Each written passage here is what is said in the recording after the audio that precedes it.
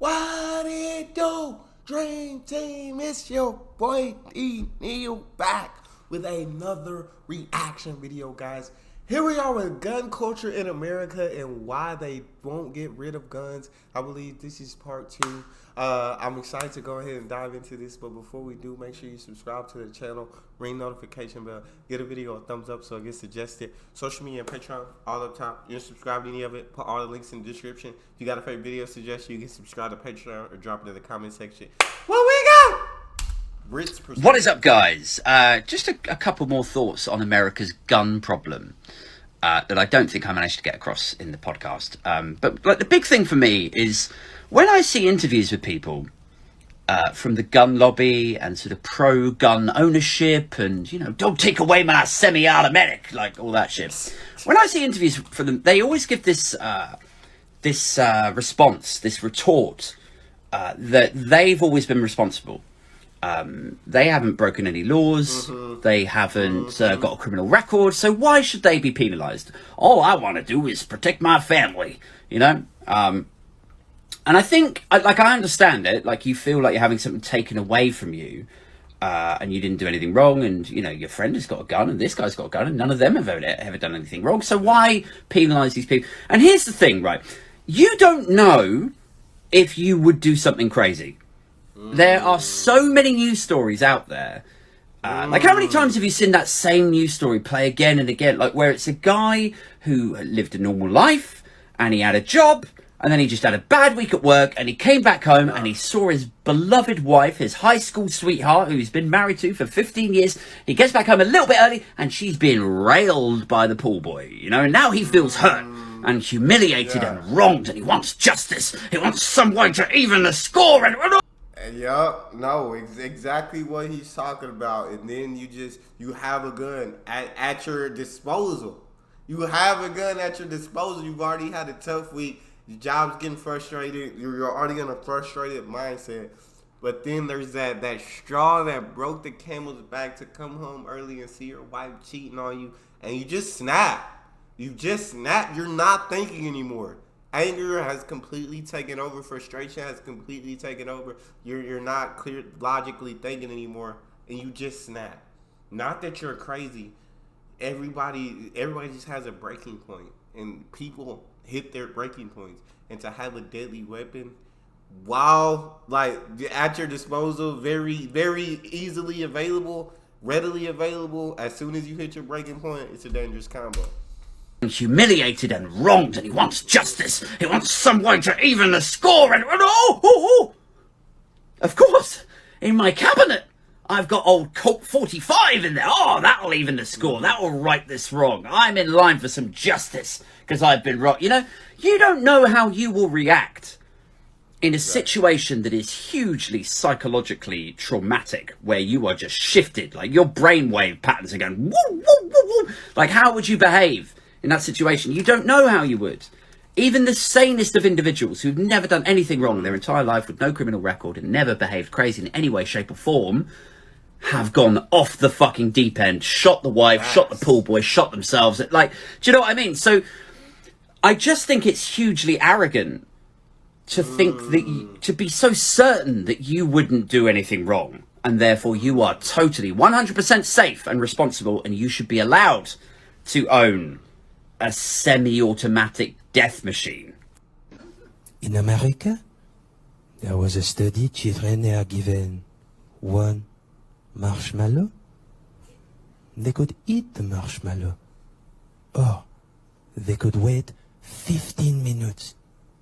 They are awarded then a second marshmallow, only if the original marshmallow remains there. Them kids ate the marshmallow. I'm thinking them kids ate the marshmallow all jump. 15 minutes is a long time for a kid to be patient for that second marshmallow. If the original unless they got marshmallow something to do. Remains there. 73% of the American children pulled out a gun, put it to the head of the examiner, marched them to the marshmallow store, engorged on every single marshmallow in the store, shot the teacher anyway, and as many fellow students as they could. Bro,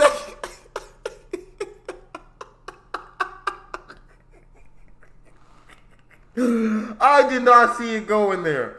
I did not see that joke taking a turn like that. I did not see it coming. This is absolutely great because they definitely got me on this one. Anyway, Oh and as my. many fellow students as they could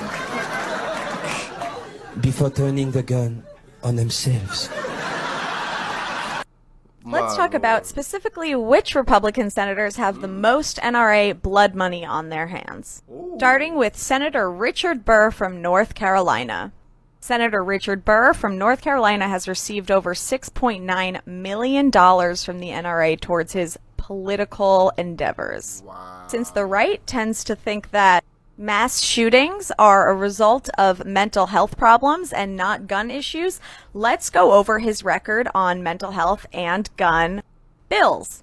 With the 2016 Amendment H.R. 2578, Fix Gun Checks Act of 2016 to ensure that all individuals who should be prohibited from buying a firearm are listed in the National Instant Criminal Background Check System. Richard Burr voted no. In 2009, he voted no to the Senate health care bill amendments. It's weird because it specifies that healthcare coverage, premium rates, etc. will not be affected by an individual's use of firearms. Infant formula. Guns and beers. This was an So their healthcare, their mental state, and everything does not affect their ability to own a firearm.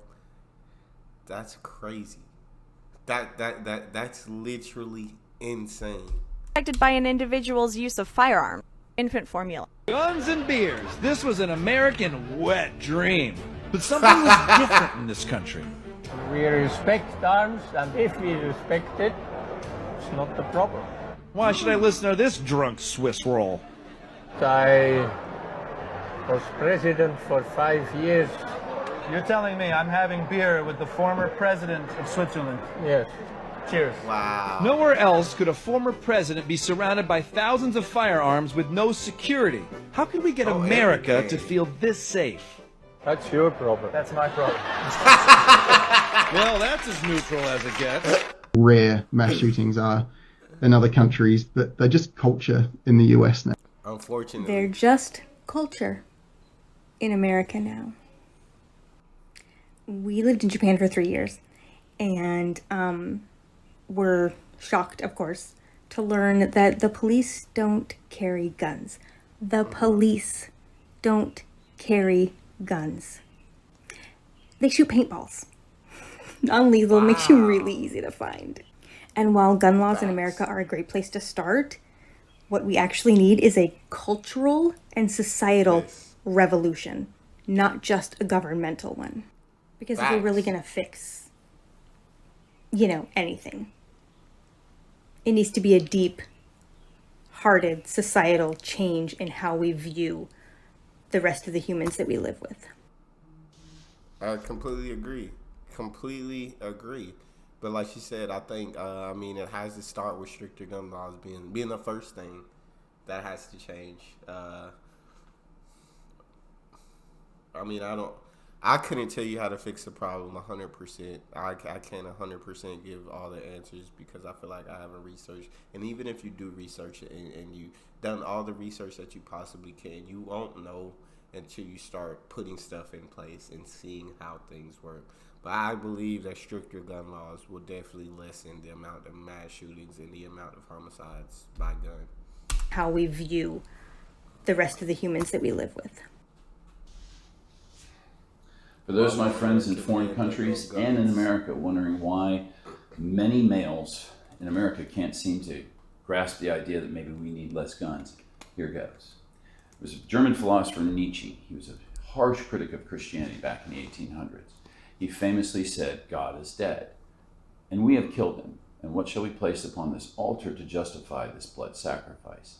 Meaning, if we replace bullshit Christianity, it has to be replaced with something else. Otherwise, there's a vacuum, and most people are not creative enough to fill it. That is the dilemma we face here in America. The average American male has a really simple blueprint for how he can be super tough. He can get a gun, he can get a big truck, he can get an F. Joe Biden sticker, he can prance around, he can lift weights, and then he's super duper tough. I would say that's the average American man. I wouldn't say that's the average American man. The average one doesn't have all that, but I see where you're coming from. I see your point. Prance around, he can lift weights, and then he's super duper tough. If we ask that average American male who believes these things, that these things, the outward things, make him inner change and inner tough, how are we going to fix that? How are you going to take that away from a guy who's so unimaginative that his version of manliness is buying a gun and getting a truck and wearing a t-shirt that's really offensive? I hate to say it, for most American males, that's as creative as we can get. It really is. There's nothing to replace it. I wish more men in America had the balls to be themselves, to be the man they want to be, not the man the system tells you to be. Right. Until we have more men who can be men unapologetically without having to do the macho narrative. Again, look, Pride Month, my nails are blue. Half the guys are going, oh, you lost me, you're not a man. Really? Really? I think you're still a man. I just wouldn't do it personally, but I don't think that makes you any less of a man. I think, like he said, be who you want to be. At the end of the day, that's what being a human is about. I feel like, and I feel like that's how you find happiness in yourself. And it's not in a tough macho thing. It's not all that. If you want to lift weights, you want to get big, you want to get a truck, you want to do all that, then if that's what makes you happy, cool. I'm not mad at you. But yeah, if you want to paint your toenails, if you want to do whatever you want, I'm not mad at you. There's no room for judgment. And everybody should be who they want to be unapologetically. I believe, humans should be able to do that. But I think a lot of people are worried about what society's going to think about them. The people that are around them that are going to judge them, they're too worried about that to overcome and be who they want to be a lot of the times. Oh, you lost me. You're not a man. Really? Really? That's why we're having a hard time getting rid of our guns here. Because the average American male is a dumbass who doesn't have the balls to stray from the status quo. That's it. Thanks for coming.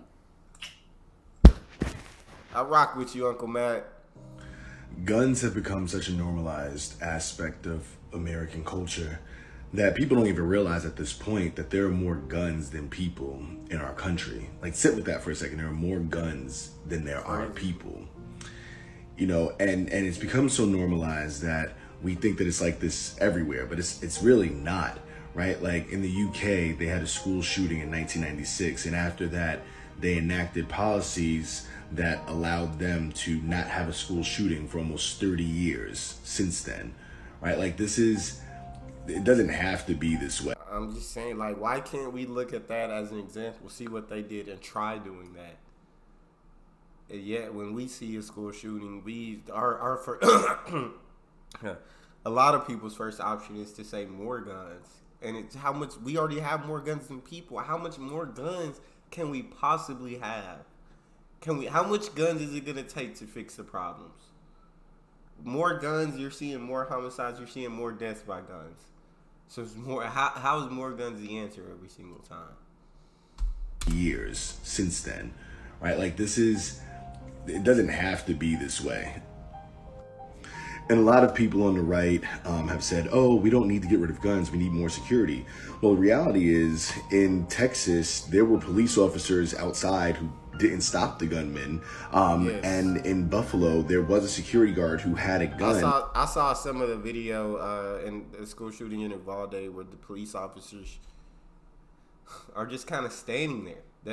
But they're not letting anyone else try to go in and get their children, but they're not going in to get the children either. So it's like the gunman is basically having all the time in the world to do whatever they want. And it's like, that is just sad. In that situation, I'm not saying all police officers would have been like that in that situation, but in that situation, It's just crazy to think. Stop the gunmen. And in Buffalo, there was a security guard who had a gun, but it wasn't enough to stop somebody with a semi-automatic rifle. So it's a matter of guns. It's not about security. It's about going to the grocery store and not worrying about having to be killed by one. It's funny to me that people who don't believe in gun restrictions associate freedom and having rights with being able to go down to your local Walmart and being able to buy a gun.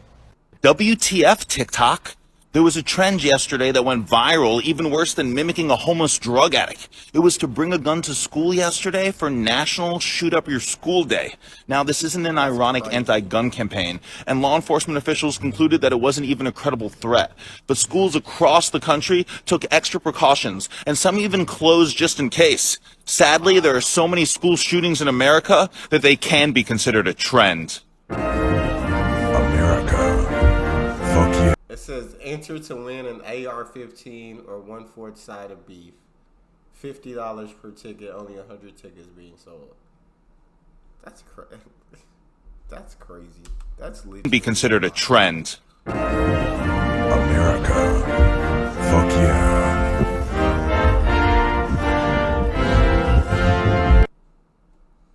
That's all we got for this one, guys. If you guys got a favorite video you want to see me react to, you can subscribe to Patreon, or in the description section there's a or you can drop it in the comment section. Subscribe to the channel, ring notification bell, get a video a thumbs up so it gets suggested. Social media and Patreon all up top. You can subscribe to any of it, put all the links in the description. All you gotta do is hit the link, follow me, talk to me. Love talking to you guys. You guys are the most incredible team on YouTube. It's your boy D Neal. Out.